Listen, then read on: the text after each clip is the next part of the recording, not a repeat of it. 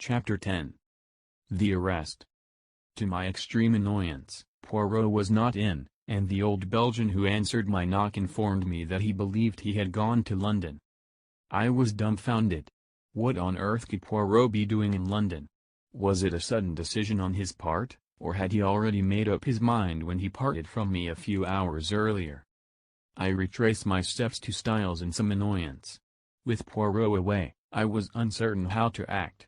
Had he foreseen this arrest? Had he not, in all probability, been the cause of it?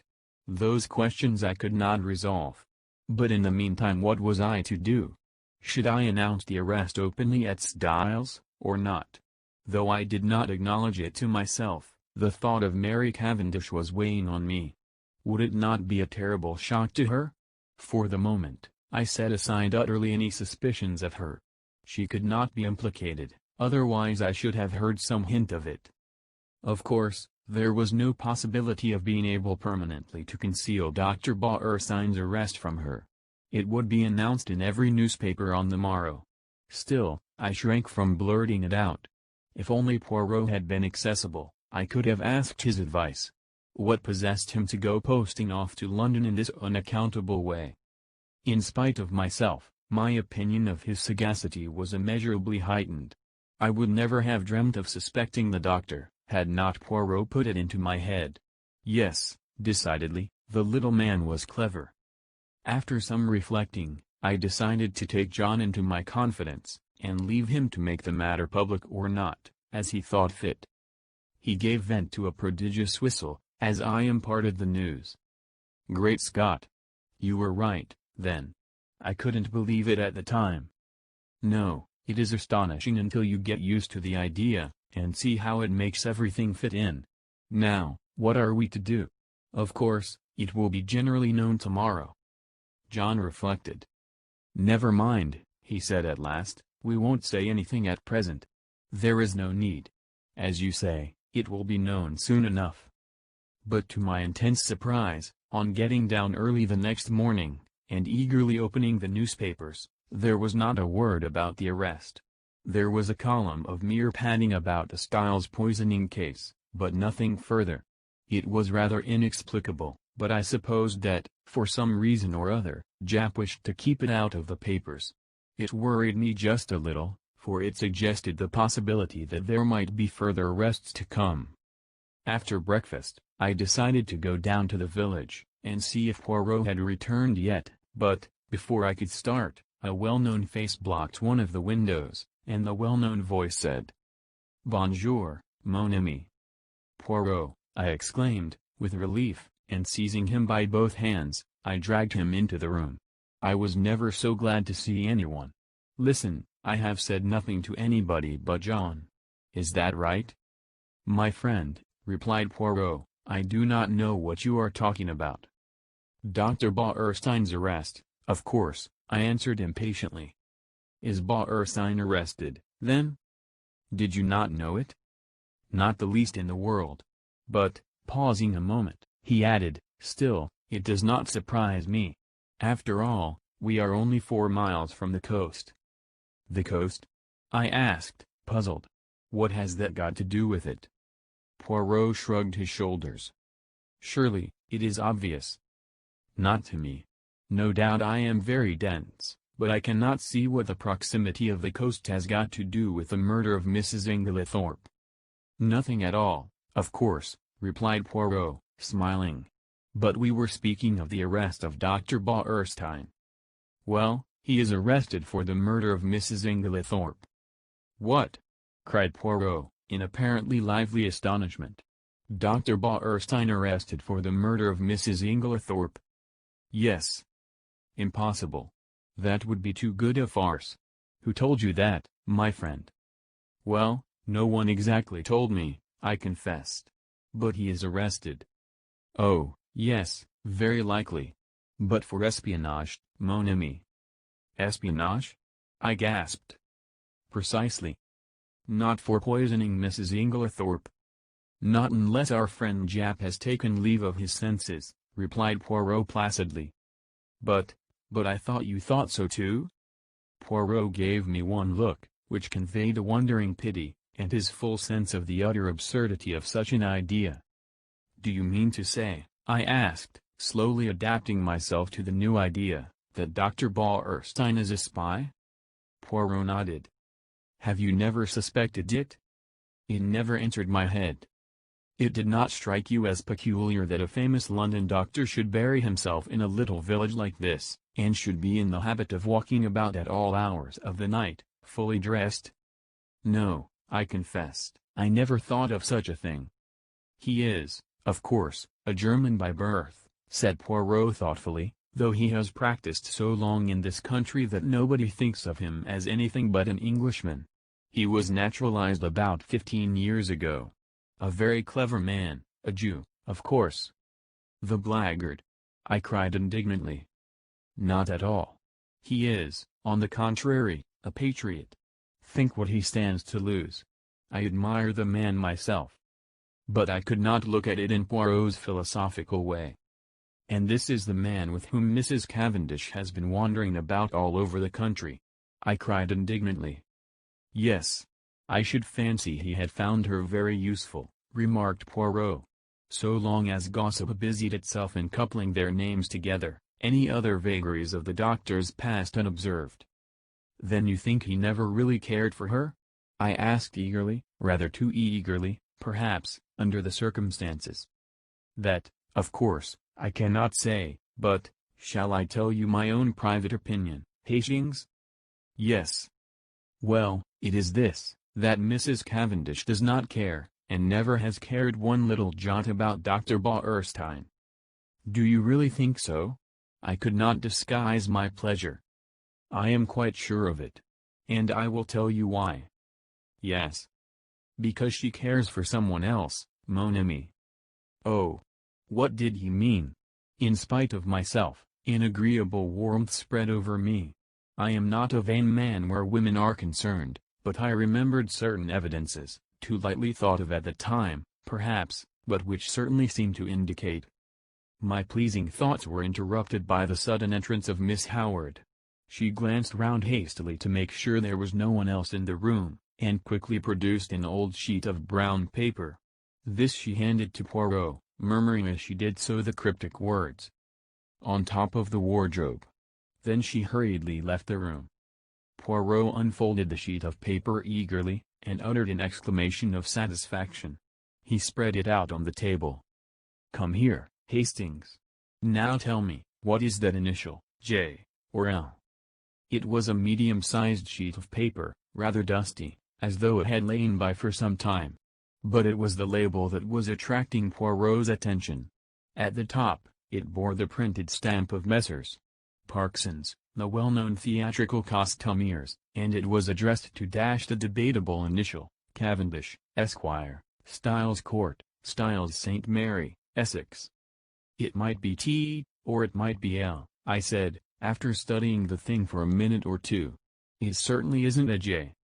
"Good," replied Poirot, folding up the paper again. "I, also, am of your way of thinking. It is an L, depend upon it." "Where did it come from?" I asked curiously. "Is it important?" "Moderately so. It confirms a surmise of mine. Having deduced its existence, I set Miss Howard to search for it, and, as you see, she has been successful." "What did she mean by on the top of the wardrobe?" "She meant," replied Poirot promptly, "that she found it on top of a wardrobe." "A funny place for a piece of brown paper," I mused. "Not at all. The top of a wardrobe is an excellent place for brown paper and cardboard boxes. I have kept them there myself. Neatly arranged, there is nothing to offend the eye." "Poirot," I asked earnestly, "have you made up your mind about this crime?" "Yes, that is to say, I believe I know how it was committed." "Ah." "Unfortunately, I have no proof beyond my surmise, unless," with sudden energy, he caught me by the arm, and whirled me down the hall, calling out in French in his excitement, "Mademoiselle Dorcas, Mademoiselle Dorcas, un moment, s'il vous plaît." Dorcas, quite flurried by the noise, came hurrying out of the pantry. "My good Dorcas, I have an idea, a little idea, if it should prove justified," What magnificent chance! Tell me, on Monday, not Tuesday, Dorcas, but Monday, the day before the tragedy, did anything go wrong with Mrs. Inglethorpe's bell? Dorcas looked very surprised. Yes, sir, now you mention it, it did, though I don't know how you came to hear of it. A mouse, or some such, must have nibbled the wire through. The man came and put it right on Tuesday morning. With a long-drawn exclamation of ecstasy, Poirot led the way back to the morning room. See you, one should not ask for outside proof, no, reason should be enough. But the flesh is weak, it is consolation to find that one is on the right track. Ah, my friend, I am like a giant refreshed. I run. I leap. And, in very truth, run and leap he did, gambling wildly down the stretch of lawn outside the long window. "What is your remarkable little friend doing?" asked a voice behind me, and I turned to find Mary Cavendish at my elbow. She smiled, and so did I. "What is it all about?" "Really, I can't tell you." He asked Dorcas some question about a bell, and appeared so delighted with her answer that he is capering about as you see. Mary laughed. "How ridiculous. He's going out of the gate. Isn't he coming back today?"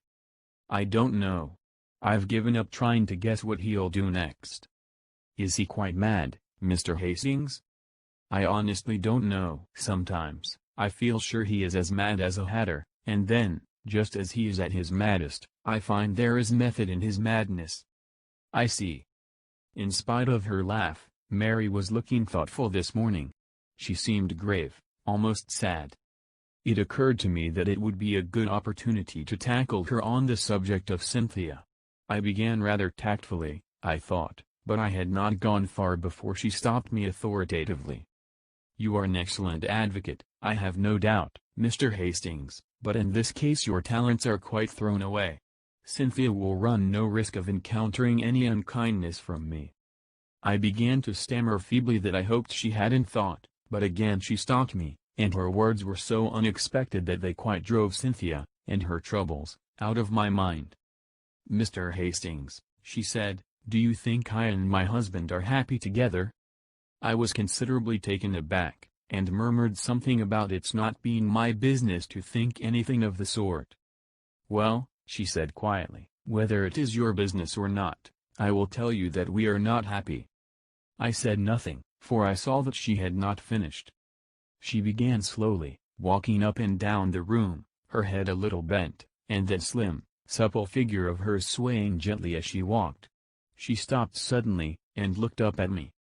"You don't know anything about me, do you?" she asked.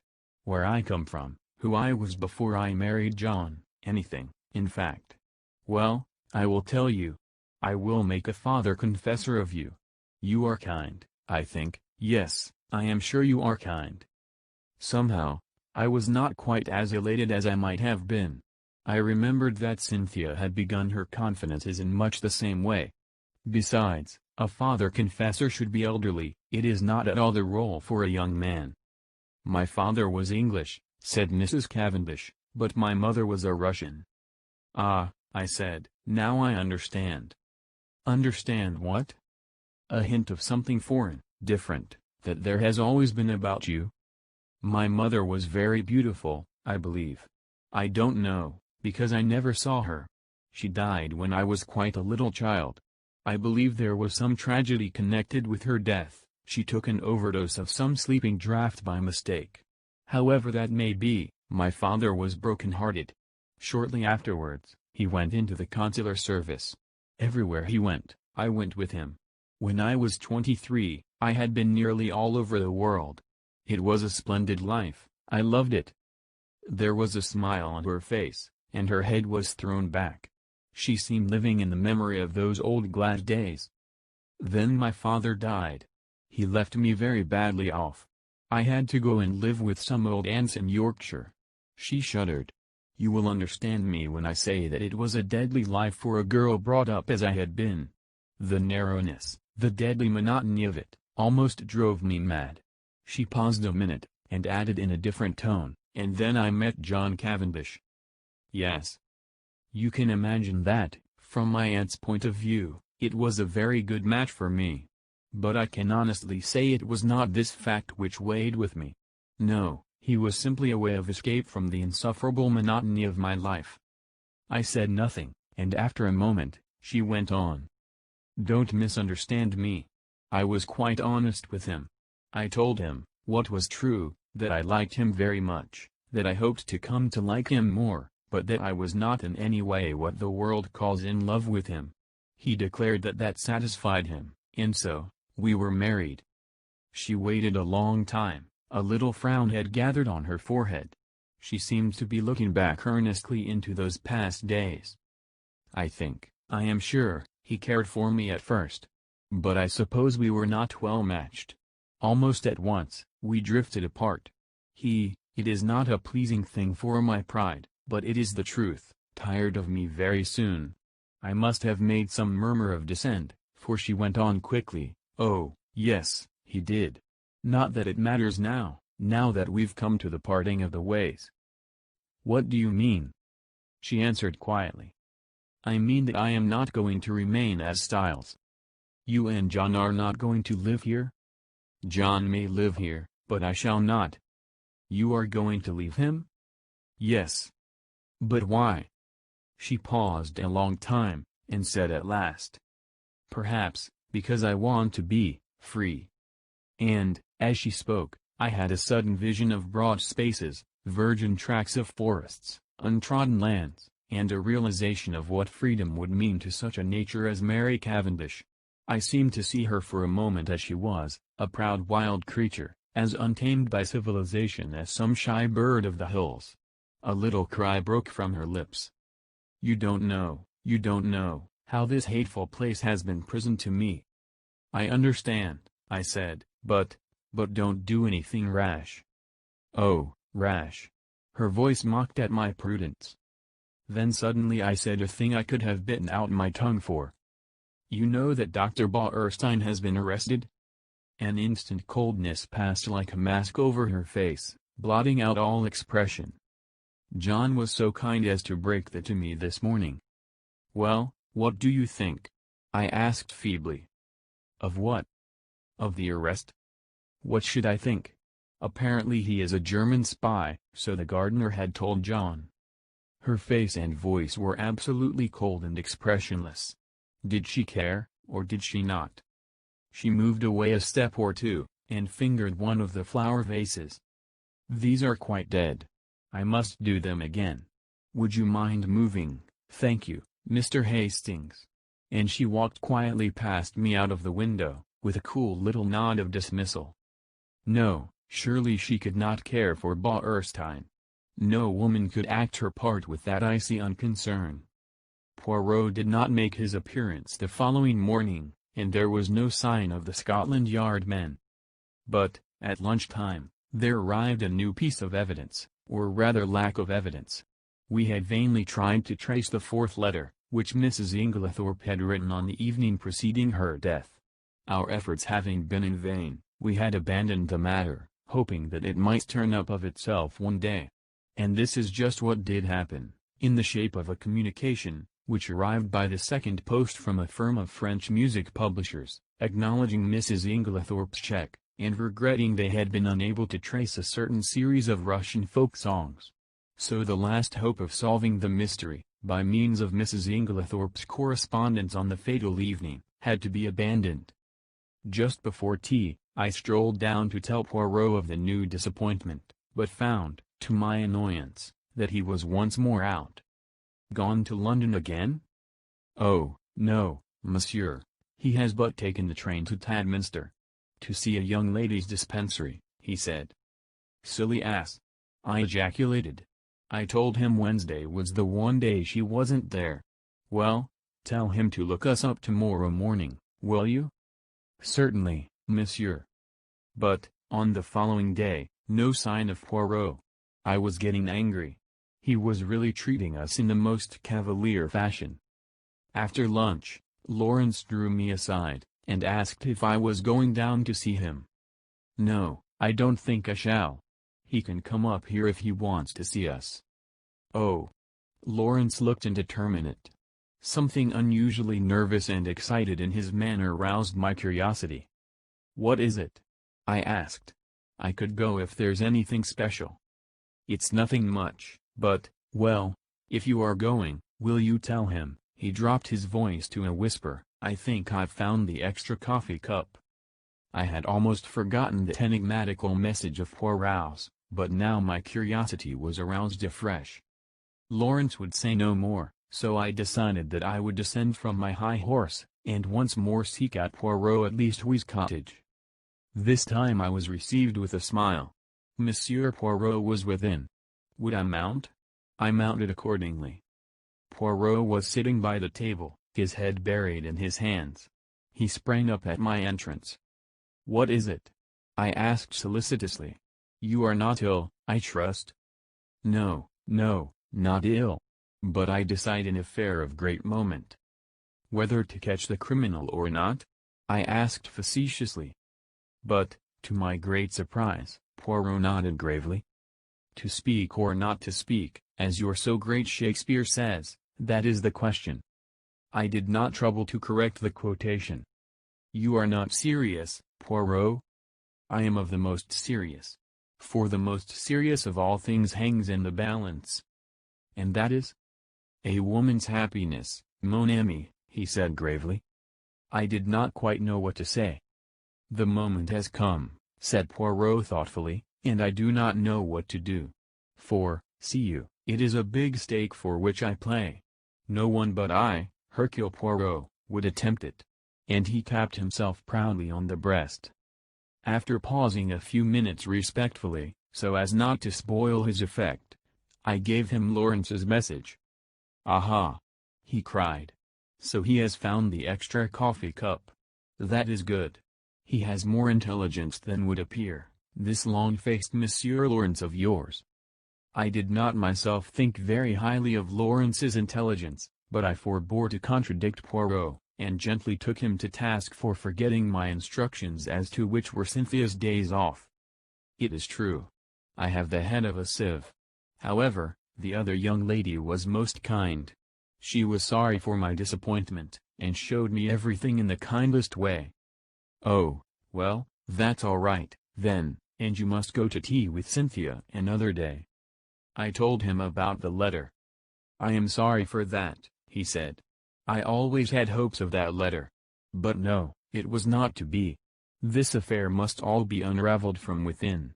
He tapped his forehead. "These little gray cells. It is up to them, as you say over here." Then, suddenly, he asked, "Are you a judge of finger marks, my friend?" "No," I said, rather surprised. "I know that there are no two finger marks alike, but that's as far as my science goes." "Exactly." He unlocked a little drawer, and took out some photographs which he laid on the table. "I have numbered them, 1, 2, 3. Will you describe them to me?" I studied the proofs attentively. "All greatly magnified, I see. Number 1, I should say, are a man's fingerprints, thumb and first finger. Number 2 are a lady's, they are much smaller, and quite different in every way. Number 3 I paused for some time, there seemed to be a lot of confused finger marks, but here, very distinctly, are number 1's. Overlapping the others?" "Yes." "You recognize them beyond fail?" "Oh, yes, they are identical." Poirot nodded, and gently taking the photographs from me locked them up again. "I suppose," I said, "that as usual, you are not going to explain?" "On the contrary. Number 1 were the fingerprints of Monsieur Lawrence. Number 2 were those of Mademoiselle Cynthia. They are not important. I merely obtained them for comparison. Number 3 is a little more complicated." "Yes." "It is, as you see, highly magnified. You may have noticed the sort of blur extending all across the picture. I will not describe to you the special apparatus, dusting powder, etc., which I used. It is a well-known process to the police, and by means of it you can obtain a photograph of the fingerprints of any object in a very short space of time. Well, my friend, you have seen the finger marks, it remains to tell you the particular object on which they had been left." "Go on, I am really excited." ABN. Photo number 3 represents the highly magnified surface of a tiny bottle in the top poison cupboard of the dispensary in the Red Cross Hospital at Tadminster, which sounds like the house that Jack built. Good heavens! I exclaimed. But what were Lawrence Cavendish's finger marks doing on it? He never went near the poison cupboard the day we were there. Oh, yes, he did. Impossible. We were all together the whole time. Poirot shook his head. No, my friend, there was a moment when you were not all together. There was a moment when you could not have been all together, or it would not have been necessary to call to Monsieur Lawrence to come and join you on the balcony. I'd forgotten that, I admitted. But it was only for a moment. Long enough. Long enough for what? Poirot's smile became rather enigmatical. Long enough for a gentleman who had once studied medicine to gratify a very natural interest and curiosity. Our eyes met. Poirot's were pleasantly vague. He got up and hummed a little tune. I watched him suspiciously. Poirot, I said, what was in this particular little bottle? Poirot looked out of the window. Hydrochloride of strychnine, he said, over his shoulder, continuing to hum. Good heavens! I said it quite quietly. I was not surprised. I had expected that answer. They use the pure hydrochloride of strychnine very little, only occasionally for pills. It is the official solution, lic. Strychnine hydrochlor. That is used in most medicines. That is why the finger marks have remained undisturbed since then. How did you manage to take this photograph? I dropped my hat from the balcony, explained Poirot simply. Visitors were not permitted below at that hour, so, in spite of my many apologies, Mademoiselle Cynthia's colleague had to go down and fetch it for me. Then you knew what you were going to find? No, not at all. I merely realized that it was possible, from your story, for Monsieur Lawrence to go to the poison cupboard. The possibility had to be confirmed, or eliminated. Poirot, I said, your gaiety does not deceive me. This is a very important discovery. I do not know, said Poirot. But one thing does strike me. No doubt it has struck you too. What is that? Why, that there is altogether too much strychnine about this case. This is the third time we run up against it. There was strychnine in Mrs. Inglethorpe's tonic. There is the strychnine sold across the counter at Styles St. Mary by Mace. Now we have more strychnine, handled by one of the household. It is confusing, and, as you know, I do not like confusion. Before I could reply, one of the other Belgians opened the door and stuck his head in. There is a lady below, asking for Mr. Hastings. A lady? I jumped up. Poirot followed me down the narrow stairs. Mary Cavendish was standing in the doorway. I have been visiting an old woman in the village, she explained, and as Lawrence told me you were with Monsieur Poirot I thought I would call for you. Alas, madam, said Poirot, I thought you had come to honor me with a visit. I will some day, if you ask me, she promised him, smiling. That is well. If you should need a father confessor, madam, she started ever so slightly, remember, Papa Poirot is always at your service. She stared at him for a few minutes, as though seeking to read some deeper meaning into his words. Then she turned abruptly away. Come, will you not walk back with us too, Monsieur Poirot? Enchanted, madam. All the way to Styles, Mary talked fast and feverishly. It struck me that in some way she was nervous of Poirot's eyes. The weather had broken, and the sharp wind was almost autumnal in its shrewishness. Mary shivered a little, and buttoned her black sports coat closer. The wind through the trees made a mournful noise, like some grey giant sighing. We walked up to the great door of Styles, and at once the knowledge came to us that something was wrong. Dorcas came running out to meet us. She was crying and wringing her hands. I was aware of other servants huddled together in the background, all eyes and ears. Oh, ma'am. Oh, ma'am. I don't know how to tell you. What is it, Dorcas? I asked impatiently. Tell us at once. It's those wicked detectives. They've arrested him, they've arrested Mr. Cavendish. Arrested Lawrence? I gasped. I saw a strange look come into Dorcas's eyes. "No, sir. Not Mr. Lawrence, Mr. John."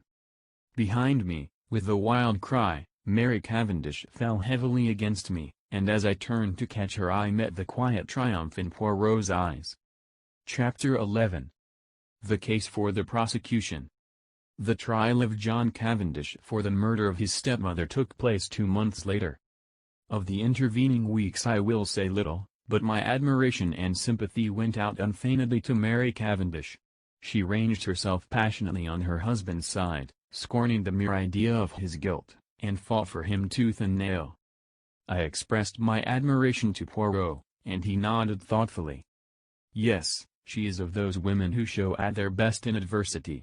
It brings out all that is sweetest and truest in them. Her pride and her jealousy have. Jealousy? I queried. Yes. Have you not realized that she is an unusually jealous woman? As I was saying, her pride and jealousy have been laid aside. She thinks of nothing but her husband, and the terrible fate that is hanging over him. He spoke very feelingly, and I looked at him earnestly, remembering that last afternoon, when he had been deliberating whether or not to speak. With his tenderness for a woman's happiness, I felt glad that the decision had been taken out of his hands.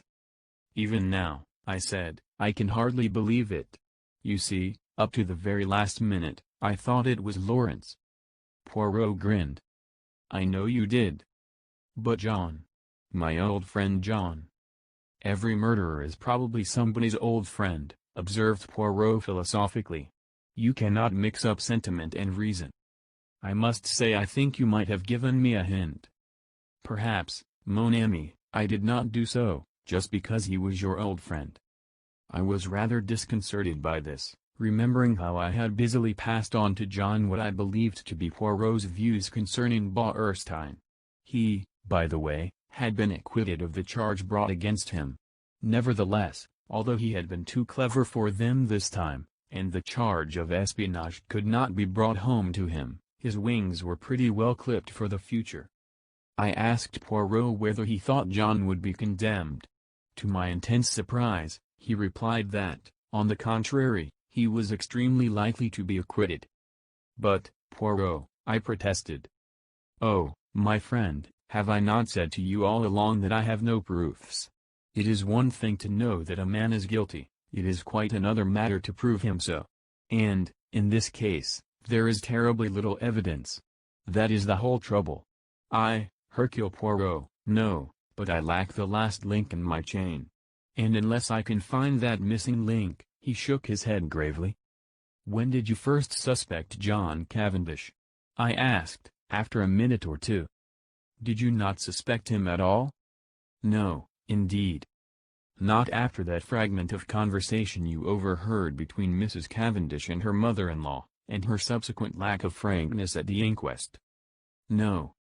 "Did you not put 2 and 2 together, and reflect that if it was not Alfred Inglethorpe who was quarreling with his wife, and you remember, he strenuously denied it at the inquest, it must be either Lawrence or John. Now, if it was Lawrence, Mary Cavendish's conduct was just as inexplicable. But if, on the other hand, it was John, the whole thing was explained quite naturally." "So," I cried, a light breaking in upon me, "it was John who quarreled with his mother that afternoon?" "Exactly." "And you have known this all along?" "Certainly. Mrs. Cavendish's behavior could only be explained that way." "And yet you say he may be acquitted?" Poirot shrugged his shoulders. "Certainly I do. At the police court proceedings, we shall hear the case for the prosecution, but in all probability his solicitors will advise him to reserve his defense. That will be sprung upon us at the trial.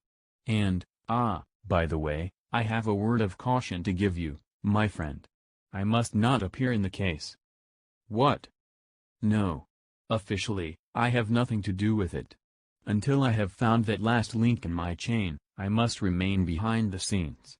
Mrs. Cavendish must think I am working for her husband, not against him." "I say, that's playing it a bit low down," I protested. "Not at all. We have to deal with a most clever and unscrupulous man, and we must use any means in our power, Otherwise he will slip through our fingers.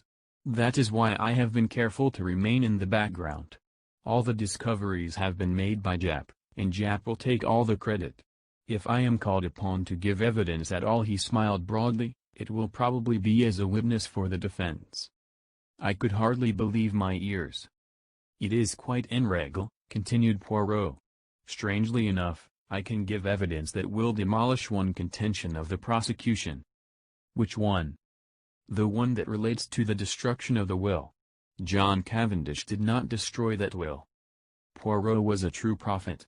I will not go into the details of the police court proceedings, as it involves many tiresome repetitions. I will merely state baldly that John Cavendish reserved his defense, and was duly committed for trial. September found us all in London. Mary took a house in Kensington, Poirot being included in the family party. I myself had been given a job at the War Office, so was able to see them continually. As the weeks went by, the state of Poirot's nerves grew worse and worse. That last link he talked about was still lacking. Privately, I hoped it might remain so, for what happiness could there be for Mary, if John were not acquitted? On September 15 John Cavendish appeared in the dock at the Old Bailey, charged with the wilful murder of Emily Agnes Inglethorpe, and pleaded not guilty. Sir Ernest Heavyweather, the famous K.C., had been engaged to defend him. Mr. Phillips, K.C., opened the case for the Crown. The murder, he said, was a most premeditated and cold-blooded one. It was neither more nor less than the deliberate poisoning of a fond and trusting woman by the stepson to whom she had been more than a mother. Ever since his boyhood, she had supported him. He and his wife had lived at Styles Court in every luxury, surrounded by her care and attention. She had been their kind and generous benefactress. He proposed to call witnesses to show how the prisoner, a profligate and spendthrift, had been at the end of his financial tether, and had also been carrying on an intrigue with a certain Mrs. Raikes, a neighboring farmer's wife. This having come to his stepmother's ears, she taxed him with it on the afternoon before her death, and a quarrel ensued, part of which was overheard. On the previous day, the prisoner had purchased strychnine at the village chemist's shop, wearing a disguise by means of which he hoped to throw the onus of the crime upon another man, to wit, Mrs. Inglethorpe's husband, of whom he had been bitterly jealous. Luckily for Mr. Inglethorpe, he had been able to produce an unimpeachable alibi. On the afternoon of July 17, continued counsel, immediately after the quarrel with her son, Mrs. Inglethorpe made a new will. This will was found destroyed in the grate of her bedroom the following morning, but evidence had come to light which showed that it had been drawn up in favor of her husband. Deceased had already made a will in his favor before her marriage, but, and Mr. Phillips wagged an expressive forefinger, the prisoner was not aware of that. What had induced the deceased to make a fresh will, with the old one still extant, he could not say. She was an old lady, and might possibly have forgotten the former one, or, this seemed to him more likely, she may have had an idea that it was revoked by her marriage, as there had been some conversation on the subject. Ladies were not always very well versed in legal knowledge. She had, about a year before, executed a will in favor of the prisoner. He would call evidence to show that it was the prisoner who ultimately handed his stepmother her coffee on the fatal night. Later in the evening, he had sought admission to her room, on which occasion, no doubt, he found an opportunity of destroying the will which, as far as he knew, would render the one in his favor valid. The prisoner had been arrested in consequence of the discovery, in his room, by Detective Inspector Jap, a most brilliant officer, of the identical phial of strychnine which had been sold at the village chemist's to the supposed Mr. Inglethorpe on the day before the murder. It would be for the jury to decide whether or not these damning facts constituted an overwhelming proof of the prisoner's guilt. And, subtly implying that a jury which did not so decide, was quite unthinkable, Mr. Phillips sat down and wiped his forehead. The first witnesses for the prosecution were mostly those who had been called at the inquest, the medical evidence being again taken first. Sir Ernest Heavyweather, who was famous all over England for the unscrupulous manner in which he bullied witnesses, only asked two questions. "I take it, Dr. Bauerstein, that strychnine, as a drug, acts quickly? Yes. And that you are unable to account for the delay in this case? Yes. Thank you. Mr. Mace identified the file handed him by counsel as that sold by him to Mr. Inglethorpe. Pressed, he admitted that he only knew Mr. Inglethorpe by sight. He had never spoken to him. The witness was not cross-examined. Alfred Inglethorpe was called, and denied having purchased the poison. He also denied having quarreled with his wife. Various witnesses testified to the accuracy of these statements. The gardener's evidence, as to the witnessing of the will was taken, and then Dorcas was called. Dorcas, faithful to her young gentleman, denied strenuously that it could have been John's voice she heard, and resolutely declared, in the teeth of everything, that it was Mr. Inglethorpe who had been in the boudoir with her mistress. A rather wistful smile passed across the face of the prisoner in the dock. He knew only too well how useless her gallant defiance was, since it was not the object of the defense to deny this point. Mrs. Cavendish, of course, could not be called upon to give evidence against her husband. After various questions on other matters, Mr. Phillips asked, "In the month of June last, do you remember a parcel arriving for Mr. Lawrence Cavendish from Parkson's?" Dorcas shook her head. "I don't remember, sir. It may have done, but Mr. Lawrence was away from home part of June." "In the event of a parcel arriving for him whilst he was away, what would be done with it?" "It would either be put in his room or sent on after him." "By you?" "No, sir, I should leave it on the hall table. It would be Miss Howard who would attend to anything like that." Evelyn Howard was called and, after being examined on other points, was questioned as to the parcel. "Don't remember. Lots of parcels come. Can't remember one special one." "You do not know if it was sent after Mr. Lawrence Cavendish to Wales, or whether it was put in his room?" "Don't think it was sent after him. Should have remembered it if it was." "Supposing a parcel arrived addressed to Mr. Lawrence Cavendish, and afterwards it disappeared, should you remark its absence?" "No, don't think so. I should think someone had taken charge of it." "I believe, Miss Howard, that it was you who found this sheet of brown paper?" He held up the same dusty piece which Poirot and I had examined in the morning room as Styles. "Yes, I did." "How did you come to look for it?" "The Belgian detective who was employed on the case asked me to search for it." "Where did you eventually discover it?" "On the top of a wardrobe." "On top of the prisoner's wardrobe?" I believe so." "Did you not find it yourself?" "Yes." "Then you must know where you found it?" "Yes, it was on the prisoner's wardrobe." "That is better." An assistant from Parkson's, theatrical costumiers, testified that on June 29, they had supplied a black beard to Mr. L. Cavendish, as requested.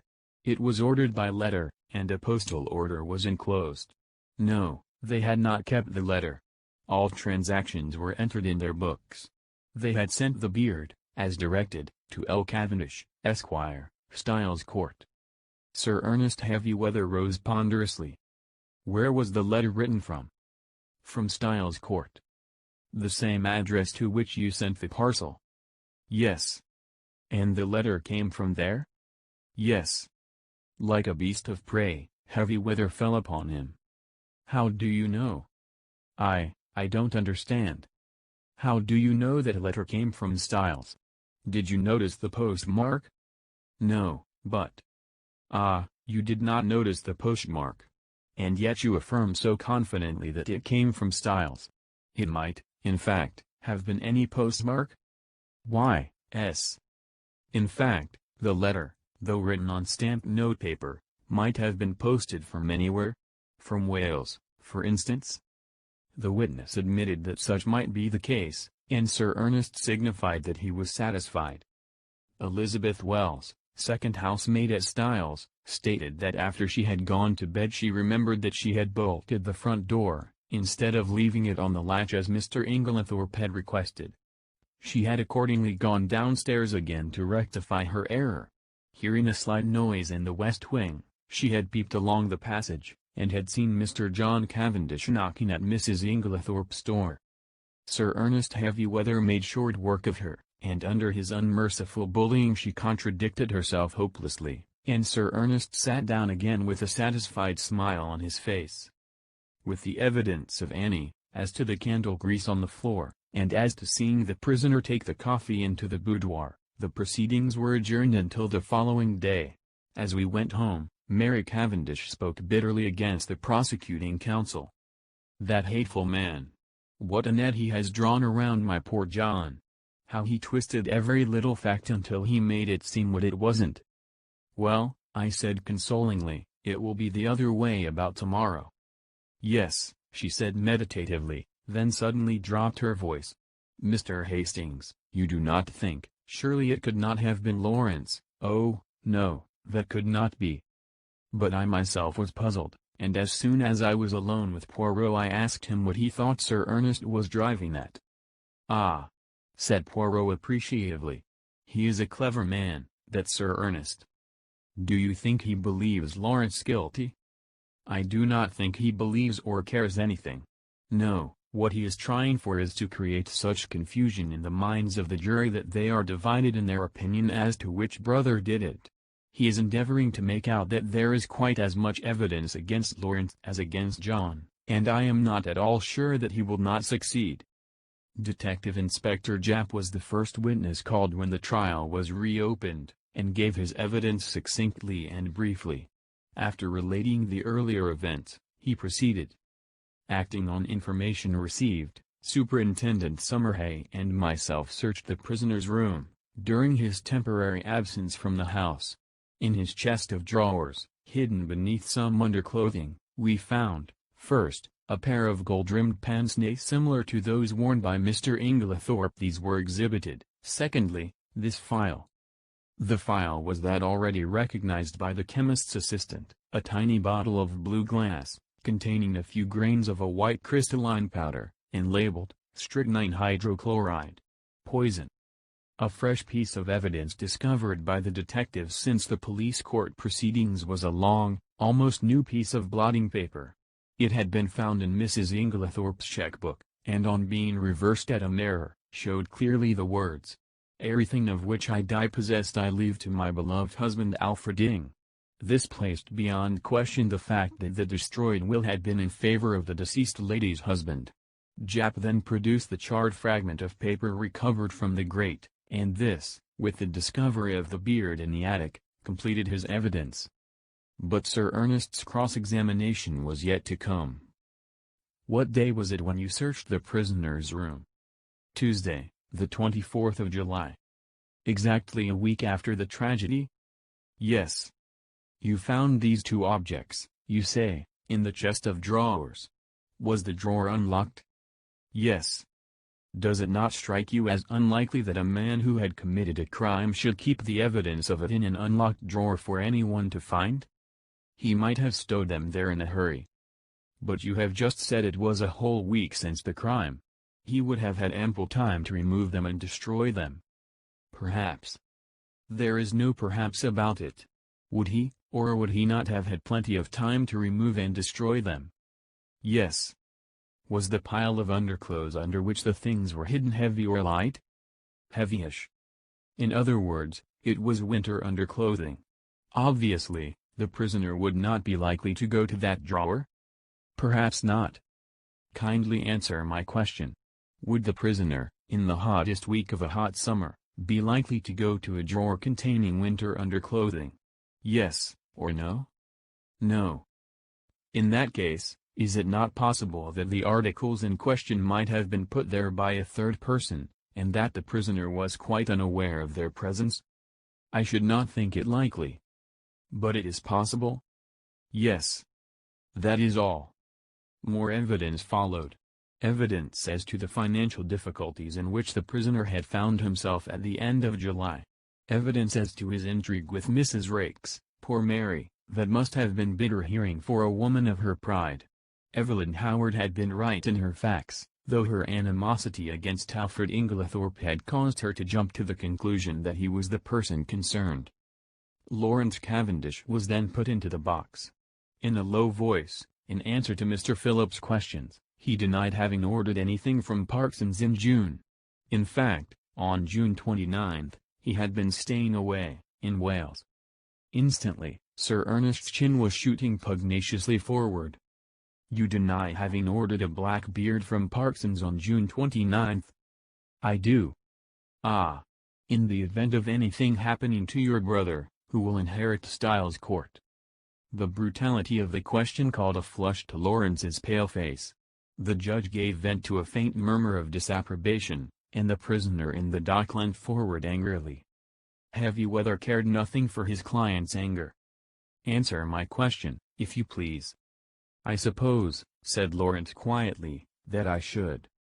"What do you mean by you suppose? Your brother has no children. You would inherit it, wouldn't you?" "Yes." "Ah, that's better," said Heavyweather, with ferocious geniality. "And you'd inherit a good slice of money too, wouldn't you?"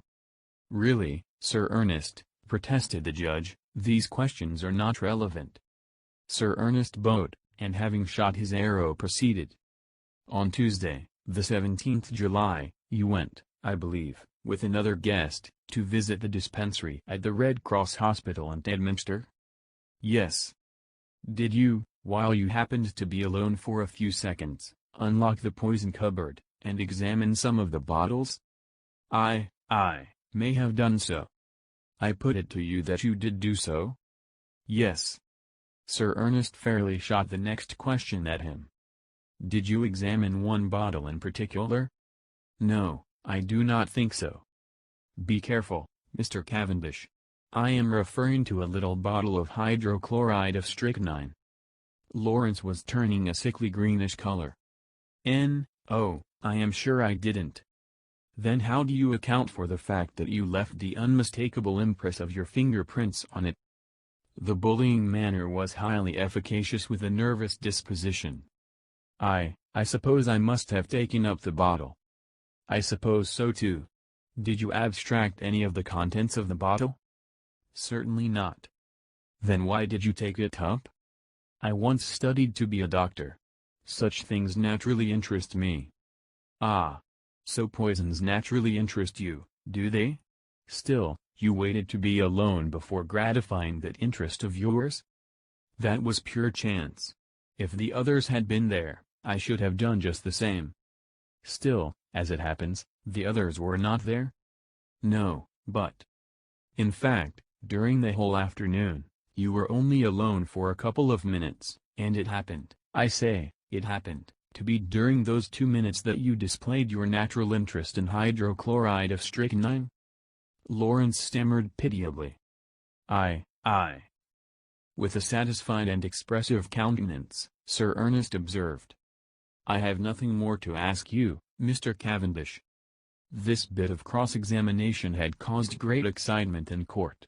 The heads of the many fashionably attired women present were busily laid together, and their whispers became so loud that the judge angrily threatened to have the court cleared if there was not immediate silence. There was little more evidence. The handwriting experts were called upon for their opinion of the signature of Alfred Inglethorpe in the chemist's poison register. They all declared unanimously that it was certainly not his handwriting, and gave it as their view that it might be that of the prisoner disguised. Cross-examined, they admitted that it might be the prisoner's handwriting cleverly counterfeited. Sir Ernest Heavyweather's speech in opening the case for the defense was not a long one, but it was backed by the full force of his emphatic manner. Never, he said, in the course of his long experience, had he known a charge of murder rest on slighter evidence. Not only was it entirely circumstantial, but the greater part of it was practically unproved. Let them take the testimony they had heard and sift it impartially. The strychnine had been found in a drawer in the prisoner's room. That drawer was an unlocked one, as he had pointed out, and he submitted that there was no evidence to prove that it was the prisoner who had concealed the poison there. It was, in fact, a wicked and malicious attempt on the part of some third person to fix the crime on the prisoner. The prosecution had been unable to produce a shred of evidence in support of their contention that it was the prisoner who ordered the black beard from Parsons. The quarrel which had taken place between prisoner and his stepmother was freely admitted, but both it and his financial embarrassments had been grossly exaggerated. His learned friend, Sir Ernest, nodded carelessly at Mr. Phillips, had stated that if the prisoner were an innocent man, he would have come forward at the inquest to explain that it was he, and not Mr. Ringlethorpe, who had been the participator in the quarrel. He thought the facts had been misrepresented. What had actually occurred was this. The prisoner, returning to the house on Tuesday evening, had been authoritatively told that there had been a violent quarrel between Mr. and Mrs. Ringlethorpe. No suspicion had entered the prisoner's head that anyone could possibly have mistaken his voice for that of Mr. Ringlethorpe. He naturally concluded that his stepmother had had two quarrels. The prosecution averred that on Monday, July 16, the prisoner had entered the chemist's shop in the village, disguised as Mr. Ringlethorpe. The prisoner, on the contrary, was at that time at a lonely spot called Marston's Spinney, where he had been summoned by an anonymous note, couched in blackmailing terms, and threatening to reveal certain matters to his wife unless he complied with its demands. The prisoner had, accordingly, gone to the appointed spot, and after waiting there vainly for half an hour had returned home. Unfortunately, he had met with no one on the way there or back who could vouch for the truth of his story, but luckily he had kept the note, and it would be produced as evidence.